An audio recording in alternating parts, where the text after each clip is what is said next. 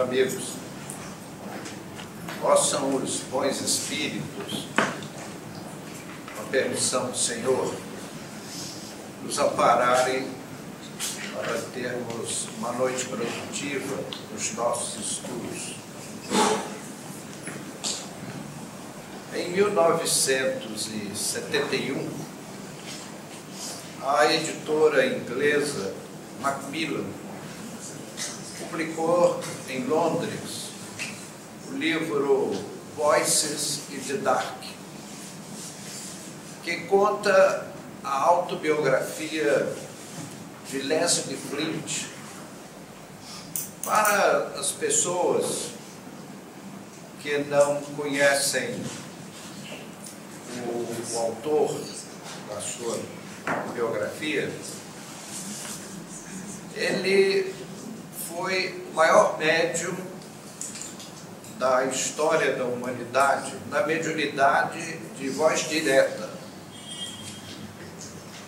Nós vemos assim como tudo leva na direção de observarmos o planejamento da espiritualidade para o esclarecimento da nossa humanidade.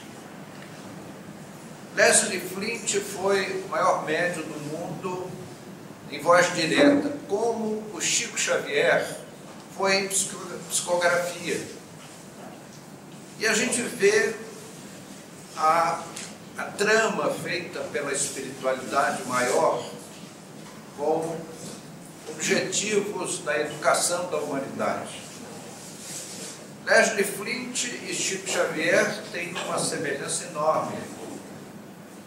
O Chico nasceu numa cidadezinha do interior do Brasil, Leslie Flint nasceu numa cidadezinha do interior da Inglaterra. Ambos nasceram pobres, viveram pobres, morreram pobres. Nasceram com uma pequena diferença de tempo entre um e outro. E Chico Xavier nos deu mais de 400 livros. Se nós considerarmos os livros escritos sobre o Chico Xavier, sobre a mediunidade do Chico, nós chegamos a números redondos em torno de 500 livros. Leslie Flint foi médium de voz direta. Para quem, eu sei que os amigos, na sua quase totalidade, sabem bem o que é voz direta. Mas para quem não sabe, é um segmento dos chamados efeitos físicos. Os espíritos falavam não pela boca de Leslie Flint, mas ao seu lado esquerdo, mais ou menos à altura da cabeça, aparecia uma voz, uma garganta, uma boca, com todos os seus caracteres físicos. E os espíritos falavam com a voz que tinham quando homens, o mesmo timbre de voz, porque foram feitas pesquisas nesse sentido, com a mesma linguagem, os assuntos próprios. Então Leslie Flint foi assim. Como foi o Chico desconcertante como psicógrafo, foi Leslie Flint do fenômeno de voz direta. Na nossa reunião de efeitos físicos, nós tivemos algumas vezes a voz dos espíritos, e havia um especial que aqui e ali materializava a voz para nos dar instruções nos trabalhos de materialização e tratamento de pessoas com problemas graves de saúde. Leslie Flint foi, uma certa feita, levado à TV inglesa para 6 milhões de espectadores.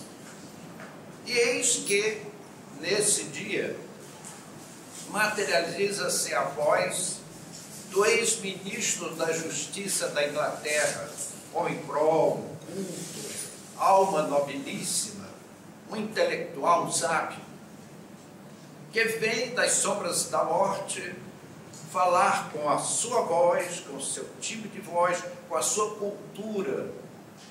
E Leslie Flint ficou encantado, porque, assim como Chico Xavier fez apenas 4º ano da escolinha da prefeitura, o Leslie Flint fez também o 3º ano da congregação cristã da sua cidadezinha, que funcionava como escola naquela época. Então ele era uma pessoa muito simples, em termos de intelectualidade, simples mesmo.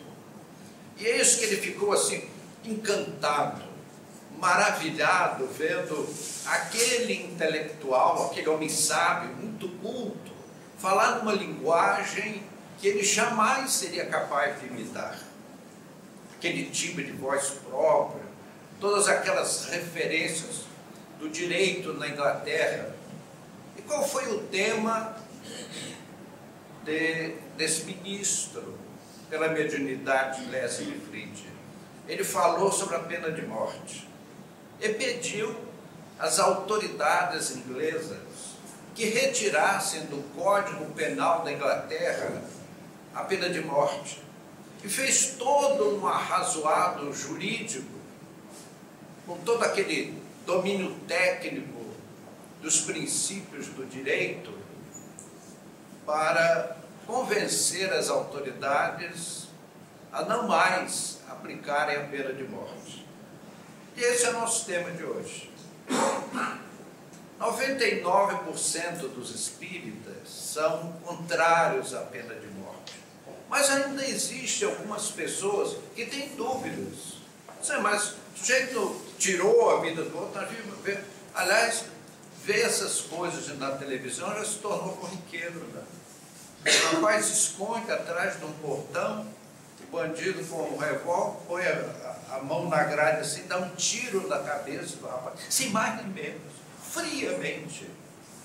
É uma coisa assim, de estarrecer. Aí alguém diz assim, matou, deve morrer. Meus amigos, esse é o nosso assunto. No Rio de Janeiro, há muitos anos atrás, coisa assim de uns 40 anos atrás, foi feito um debate público. Queriam os promotores desse debate que fosse feita uma moção para o Congresso Nacional para que a pena de morte fosse inserida na legislação brasileira. Felizmente, esse Congresso não deu em nada. Eu fiquei muito triste ao ver, inclusive, um sacerdote fazendo parte daquele Congresso e defendendo com todo ardor a pena de morte no Brasil. Digo com muito pesar. Então, para ficarmos bem esclarecidos sobre o assunto, é que nós estamos hoje tomando a pena de morte como um tema para o nosso estudo. Convido os mais estudiosos aqui presentes, que eu sei que são todos, né? Consultem o Livro dos Espíritos, onde está a base da doutrina, as perguntas 760, 760 até 765, e ela coloca de maneira claríssima a posição da doutrina contrária à pena de morte. Vai até mais longe o comentário dos Espíritos, que vai marcar, é um marco de evolução na história da humanidade, quando a pena de morte for banida dos códigos penais do nosso mundo. É, segundo eles, um resquício de barbárie chegou aos nossos dias. Vejam só, amigos, a gente consulta os 10 mandamentos da lei de Deus e lá está claríssimo: não matarás. Jesus nos fala no capítulo 5 de Mateus: bem-aventurados os misericordiosos. Eu não posso crer que exista misericórdia quando se coloca uma pessoa numa forca. Ainda o Cristo nos manda perdoar, não 7, mas 70 vezes 7, nos manda amar os inimigos, amar ao próximo como a si mesmo, e como pena de morte em países que se dizem cristãos. Um estudo coerente, razoável, como fez aquele ministro da Inglaterra, pela extraordinária mediunidade de Ledges Flint, ele faz um substancioso arrazoado, derrubando, reduzindo a pó todos os argumentos favoráveis à pena de morte. Meus amigos, quem dá a vida é Deus, e quem pode tirar a vida é Deus. Então só há têmis divina para decidir a vida de alguém com sabedoria, porque os homens são falhos. Nós espíritas sabemos, mais do que qualquer um, que somente se mata o corpo, o espírito continua vivendo. E esse foi o ponto em que aquele ministro, ex-ministro da Justiça da Inglaterra, bateu firme. Meus amigos, mata-se o corpo, mas não se mata o espírito. E o espírito dali sai num estado de revolta que não tem tamanho. E ele se volta ardentemente contra as pessoas que ele julga culpadas da sua morte. E aí nós temos os problemas da obsessão, do vampirismo. Aquele livro de André Luiz Pena de Chico Xavier, Libertação, ele fala a respeito da filha de um juiz de direito que havia condenado um rapaz à prisão, e o rapaz foi esquecido, apodrecendo lá numa cela, e o pai, já desencarnado, se tornou um inimigo voraz daquele juiz. E disse a ele: todos aqui pagarão. Ele se tornou um vingador contra a família do juiz, que condenou o seu filho. Vejam, amigos, não foi uma pena de morte, foi apenas uma pena de prisão. Então nós temos que ter muito cuidado, porque os países de primeiro mundo, mais evoluídos, eles já, nas punições do seu código, já estabelecem regras mais brandas. Tratado com humanidade, o criminoso tende a rever seu comportamento, a sua vida. Não se usa mais a punição, mas a educação. Nós fizemos durante 15 anos um trabalho na penitenciária. Nós íamos uma vez por mês fazer uma palestra para os presos, que eles chamam de reeducandos. Essa é a ideia. É reeducar o indivíduo para reintegrá-lo à sociedade. Há erros, há furos, não tenha dúvida.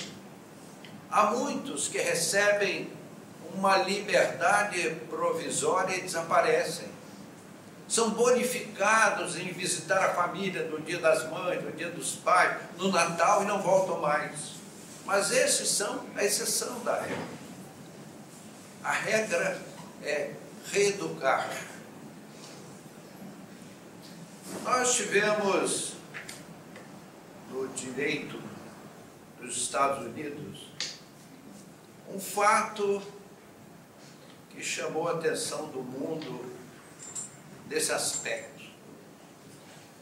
Foi o caso do carpinteiro de Bronx, Hauptmann, Bruno Richard Hauptmann. Ficou na história, nos anais do direito americano. Todos nós, principalmente as pessoas menos jovens aqui presentes, os muito jovens, não conheceram a história de Lindbergh. Lindbergh foi aquele piloto que se notabilizou por ter sido o primeiro piloto na história da aviação a atravessar o Atlântico no seu The Spirit of St. Louis, seu pequeno avião, o Espírito de São Luís. Decolou da Long Island, nas imediações de Nova York, e atravessou o Atlântico. E o cinema fez vários filmes sobre o episódio.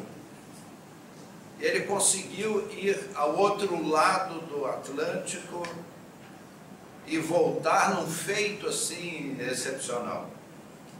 Então, o mundo inteiro conhecia Lindbergh, a sua façanha. Ele era assim, aplaudido, foi ovacionado em Nova York, desfilou pela Quinta Avenida em carro aberto, e dos escritórios dos altos prédios de Nova York, o povo jogava papel picado. Foi assim, uma festa fantástica. E realmente, por ação da espiritualidade, e se nós formos entrar nos detalhes, faríamos uma outra palestra sobre Lindbergh, que foi realmente um feito mediúnico. Ele sentia sono porque tinha que ficar no ar comum. É diferente dos aviões de hoje. Os aviões comerciais de hoje voam à velocidade de uma tsunami, não é isso? Já que está na moda, né? 800 km por hora. Mas naquela época não era assim. Aquele aviãozinho era devagar, quase parando. E ele não podia dormir, ou podia? Estava voando em cima do mar. Não dava para dar uma cochilada, né? Então a espiritualidade o ajudou para que ele não dormisse. E a ele deu alguns parâmetros para que ele pudesse manter a rota em direção ao continente europeu. Mas foi assim, um feito extraordinário, uma festa maravilhosa. E toda festa tem seu fim, né? E num dado momento, quando baixou a poeira, fecharam as cortinas do teatro das festividades de Lindbergh, eis que um fato surpreendente causa um choque terrível ao casal Lindbergh. Eles tinham um filho que era um bebê. O bebê foi sequestrado e barbaramente assassinado. Foi um estupor mundial. A opinião pública mundial passou a cobrar da polícia americana a localização do criminoso, e que haveria de ser contundente, rápida, perversa mesmo. E nesses episódios serve até um bode expiatório. E foi o que aconteceu com Bruno Richard Hauptmann. Ele foi considerado culpado. Em Trenton, no corredor da morte, ele desfolhava as suas recordações, mas como?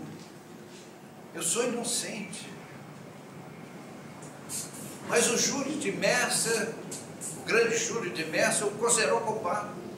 Provas fragilíssimas. Ele era carpinteiro e prestava serviços à mansão dos Lindbergh. E naquela noite fatídica, ele deixou a sua escada, porque deveria voltar para buscá-la no dia seguinte. E foi justo nessa noite que o criminoso usou a escada para entrar pela janela do primeiro andar no quarto do bebê. De lá retirar e matar a criança barbaramente, com requinte de crueldade. Houve assim, o choque daí, imaginemos, amigos, o choque para os pais, muito especialmente para a mãe do bebê. Então havia assim um desejo, um apelo de sangue no ar. Bruno era alemão, e a sociedade americana tinha uma diferença, porque eram célebres. Os grandes guerreiros da Alemanha, estaríamos Bismarck, Hitler. Então havia um preconceito. Poxa, e ele era alemão. Era alemão, então é culpado, é alemão, então é culpado. Como se nós devêssemos julgar todo um povo pelo erro de alguns. Se nós formos buscar na história da ciência, da música, da arte, a Alemanha deu grandes contribuições à humanidade. E nós não estamos aqui para julgar ninguém. O grande júri de Mercer considerou plausível a argumentação do promotor de justiça, mas a escada de Hauptmann estava lá na janela. Mas ele prestava serviços à missão, usava aquela escada. É óbvio que o assassino usou a escada, talvez sem a intenção de culpá-lo. Então, as evidências eram de fumaça. Mas alguém haveria de ser culpado, deveria pagar a conta. E Bruno desfolhava as suas recordações, seu sonho de fortuna em terras americanas, a esposa aflita, a imagem do seu filhinho pequeno de tenra idade que alheio ficava daquelas dolorosas ocorrências. O governador de Nova Jersey fez como Pilatos, lavou as mãos. Se a polícia diz que é, se o promotor diz que é, que o júri considera que sim, e sou eu. Entregou aquele carpinteiro à própria sorte. Seu peito explodia num vulcão de amarguras. E foi nesse interregno que um sacerdote piedosamente deixou com ele uma Bíblia. Ele, enquanto esperava as horas que não passavam, abriu no capítulo 5, e lá estava: bem-aventurados os misericórdios. Como ele gostaria de ouvir da boca daquele sábio dos sábios, daquele santo dos santos, as bem-aventuranças para o consolo do seu coração. Mas não é possível que a América, uma América cristã, vá me executar quando eu sou inocente, e era inocente. Hauptmann não matou aquela criança. As evidências eram por demais frágeis para se condenar e levar a pena capital um homem inocente. Ele abriu o livro ao acaso, lá estava no decálogo de Moisés: não matarás. Ele abre novamente e as suas vistas caem nos salmos de Davi. Ele começa a ler o Salmo 23, o Senhor é meu pastor e nada me faltará. Deitar-me faz em verdes pastos, guia-me mansamente a águas tranquilas, refrigera minha alma por amor do teu nome. Ainda que eu andasse pelo vale da sombra da morte, não temeria mal algum, porque tu estás comigo, tua vara e o teu cajado me consolam. E um dilúvio de lágrimas explodiu sobre o livro santo. Nas angústias daquele condenado inocente, o carrasco já havia chegado para o seu mistério. 50 pessoas agrupadas para testemunhar o grande desrespeito à vida humana. Bruno se deixou atar ao equipamento famulento, cabeça raspada, calça sem os fundos, para que o seu corpo se entrasse na grade de ferro daquela máquina terrível, para dar um bom contato, para que não falhasse. O carrasco retardou o que pôde. Quem sabe toca o telefone e é o governador mandando suspender a execução. Ele atrasou o que pôde, mas não chegou o telefonema salvador, não chegou nenhuma contraordem para que a execução fosse suspensa. Então ele acionou a chave, fazendo a corrente elétrica de alta voltagem atravessar os órgãos vitais de Bruno Richard Hauptmann. E em 4 minutos ele estava morto. Matou-se um homem inocente. Somente mais tarde, as pesquisas, os estudos mostraram a fragilidade da argumentação do promotor de justiça que levou Hauptmann à execução. Meus amigos, essa é a mensagem que nos passa a pena de morte.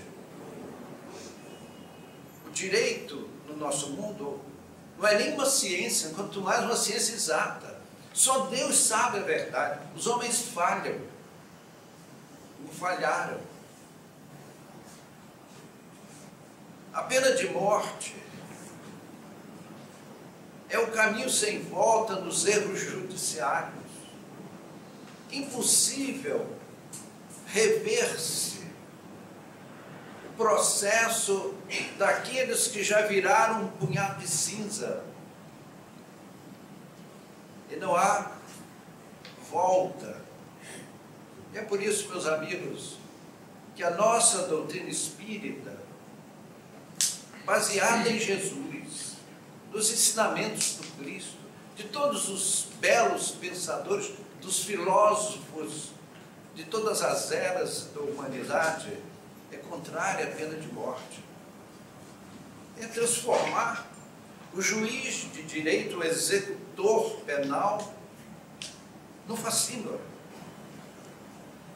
Como se pega um homem forte, saudável, e se coloca num equipamento de tal característica como uma cadeira elétrica. A gente às vezes põe o dedo numa tomada elétrica só por acidente.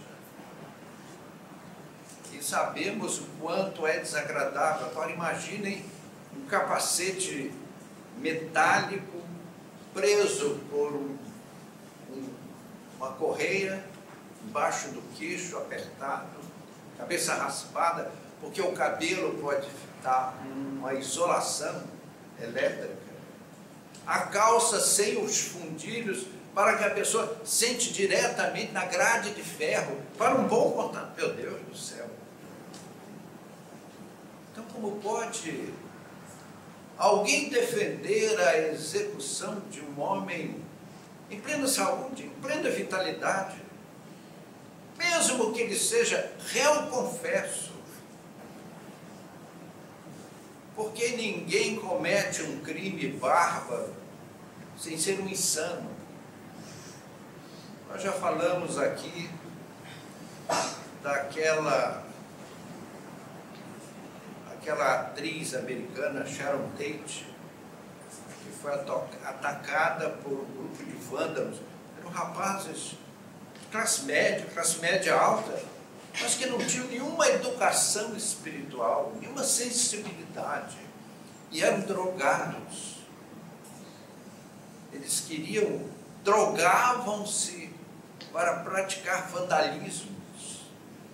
E entraram na casa da moça que por uma fatalidade estava no 8º mês de gestação, sozinha em casa. Eles conseguiram anular os alarmes da casa em Beverly Hills e partiram para fazer o parto da moça, provocar o nascimento da criança.